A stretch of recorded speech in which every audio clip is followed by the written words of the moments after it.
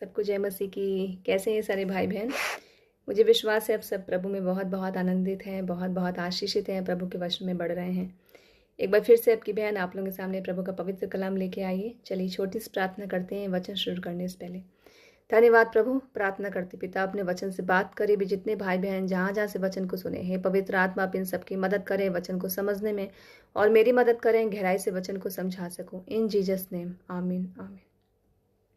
मैं आज आप लोगों को पढ़ाती हूँ प्रभु यीशु मसीह की परीक्षा। हालेलुया। जब उन्होंने यूहन्ना जी के हाथों बपतिस्मा लिया, पानी का बपतिस्मा, सो यीशु मसीह की परीक्षा शैतान द्वारा हुई। लूका अध्याय 4।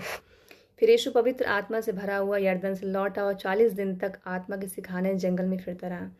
जब प्रभु यीशु मसीह ने बपतिस्मा लिया तो पवित्र आत्मा से भर चुके थे। हालेलुया। पवित्र आत्मा से भरने का मतलब होता है पवित्र आत्मा को हमारे जीवन के हर हिस्से में कब्जा करने देना। वो हमारा मार्गदर्शन करते हैं, पवित्र आत्मा हमारी अगुवाई करते हैं।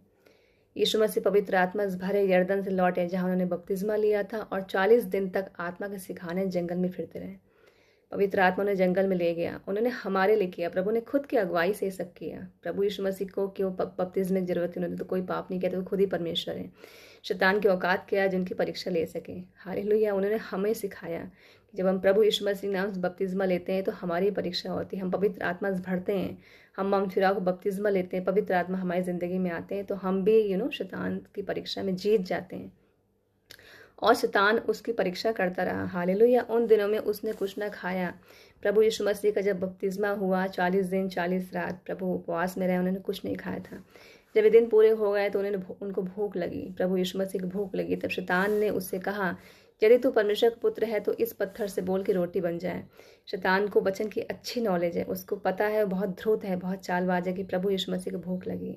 इस करके उसने ऐसा क्वेश्चन किया कि इस पत्थर से बोल के रोटी बन जाए। यीशु ने शैतान को उत्तर दिया कि लिखा है कि मनुष्य केवल रोटी जीवित न रहेगा। हालेलुया।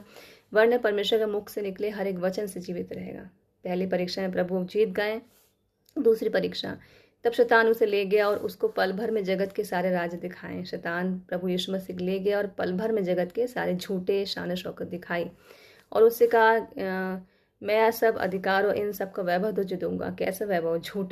झूठा वैभव जिसमें पाप है, क्योंकि वह मुझे सब सौंपा गया, जिसे चाहता हूँ उसी को दे देता हूँ। हालेलुया।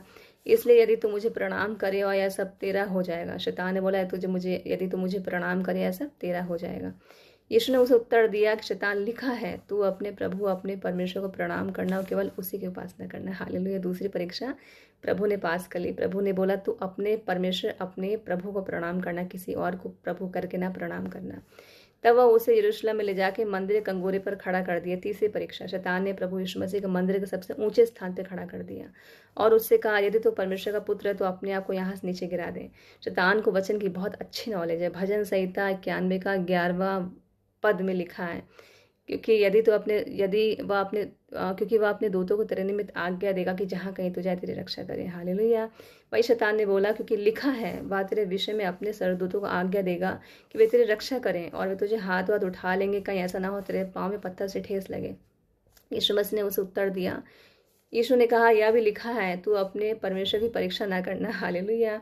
प्रभु ने फिर उसे वचन से हराया। तीसरी परीक्षा प्रभु ने पास कर ली।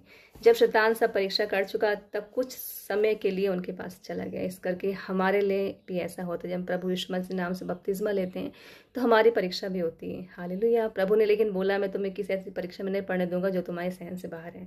हम प्रभु यीशु मसीह नाम से बपतिस्मा लेते हैं तो पवित्र आत्मा हमारी जिंदगी में कार्य करते हैं, हमारा छुटकारा होता है।